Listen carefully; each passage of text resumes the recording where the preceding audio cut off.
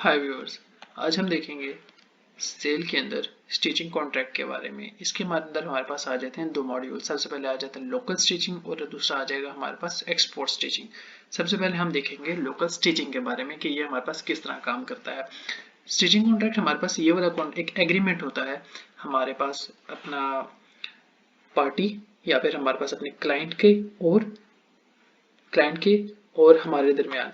हम सबसे पहले आ जाते हैं लोकल स्टिचिंग के ऊपर। यहाँ पे हमारे पास कुछ मेन्यूज इनपुट फील्ड हमारे पास शो होती हैं, यानी कि हमारे पास लोकेशन आ जाएगी, फ्रॉम ईयर आ जाएगा, हमारे पास यहाँ पे फ्रॉम डेट आ जाएगी, यानी कि हम कहाँ से कहाँ तक का डाटा देखना चाहते हैं। हम यहाँ से सिलेक्ट कर लेंगे इतना इतना सेलेक्ट करने के बाद ये हमारे पास ऑटो सिलेक्टेड है सेल कॉन्ट्रैक्ट लोकल। क्योंकि हमारे पास हम अभी बात कर रहे हैं लोकल स्टिचिंग के बारे में, तो हमारे पास क्या होगा, स्टिचिंग कॉन्ट्रैक्ट लोकल हमारे पास सिलेक्टेड होगा।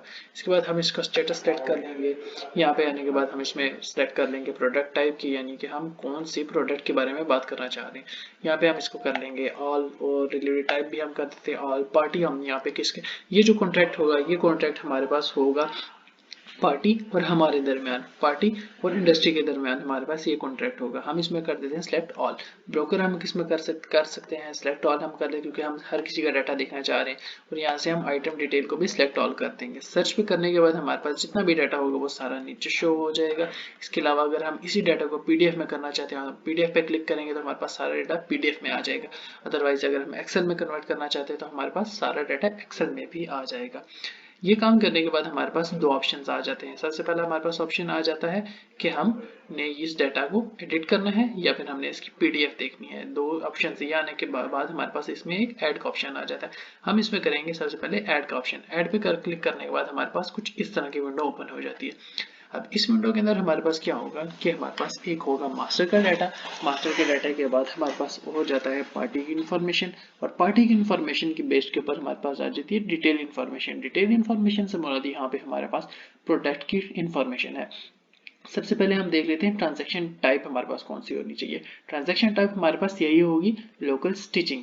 हम यहाँ पे हम देखें तो क्या है हमारे पास, लोकल स्टिचिंग कॉन्ट्रैक्ट लोकल, यानी कि वही वाली हमारे पास टाइप है।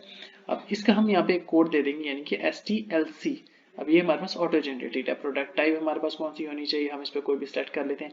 क्रेडिट हमारे पास कितना होना चाहिए, हम इसको कहते हैं हमारे पास 23 डेज का क्रेडिट है। डिलीवरी टाइप हमारे पास कौन सी है, यहाँ से हम डेट्स इसकी सिलेक्ट कर लेंगे। और ये हमारे पास जो कॉन्ट्रैक्ट नंबर है ये हमारे पास ऑटो जनरेटेड है।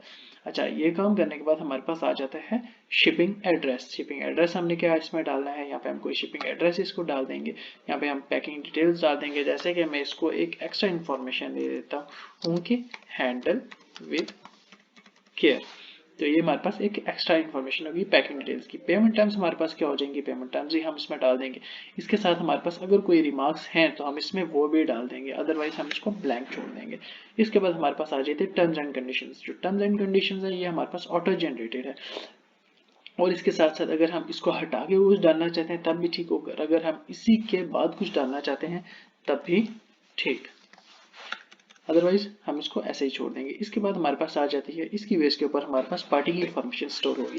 पार्टी की इन्फॉर्मेशन हमारे पास ये वाली स्टोर होगी कि हम इसमें सबसे पहले सिलेक्ट कर लेंगे सेल्समैन, कि हम किस सेल्समैन के बारे में हम डाटा सेट कर रहे हैं। और हमारे पास आ जाएगा एजेंट, अगर तो हमारे पास है तो सही, नहीं तो हम इसको नॉट एप्लीकेबल कर देंगे।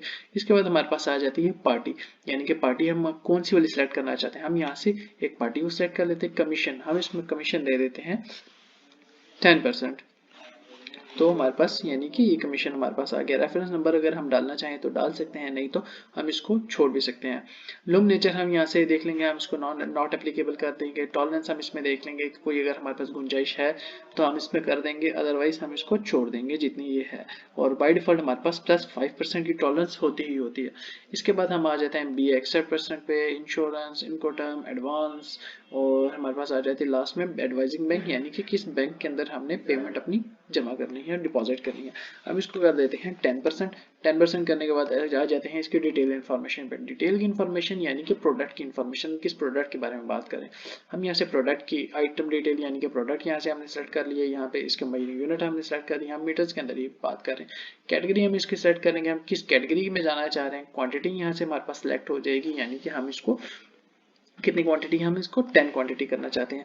पीसेज यहाँ पे हमारे पास सेलेक्ट हो जाएंगे। आइस के फॉर्म्स इस पर 7 कर लेंगे। करेंसी आइटम रेट हमारे पास यहाँ पे क्या होगा, मैं कहता हूँ कि यहाँ पे हमारे पास आइटम रेट है 1000 पर क्वांटिटी, तो यानी कि ये जो 1000 है ये एक मल्टीप्लाई हो जाएगा इस 10 के साथ, तो हमारे पास आ जाएगी वैल्यू 10,000। इसके साथ साथ हमारे पास सेल्स टैक्स, ओ टैक्स, पैकिंग अगर हमने कुछ इसमें एडिशनल डालनी है, कलर्स हमने इसमें कुछ एडिशनल डालने हैं तब भी ठीक, उसमें प्रोसेसिंग हमने देखनी है कि हमें डाइट चाहिए, हमें डाइट चाहिए, वाइट चाहिए, या फिर हम इसमें कहेंगे फरहाद टेस्टिंग या कुछ भी हम इसमें डालना है वो कर देंगे।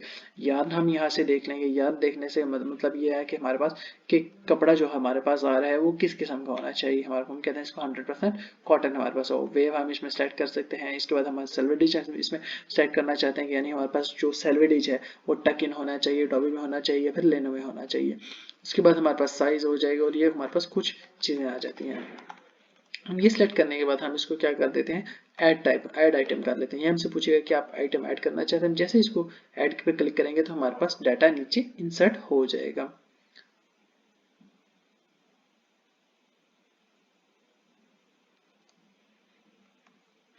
सॉरी, हमारे पास डाटा इंसर्ट हो जाना चाहिए।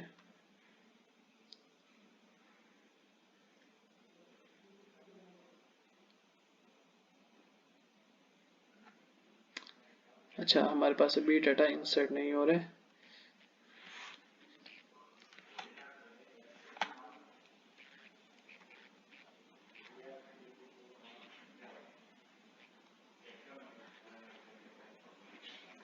और ये डाटा हमारे पास इंसर्ट होने के बाद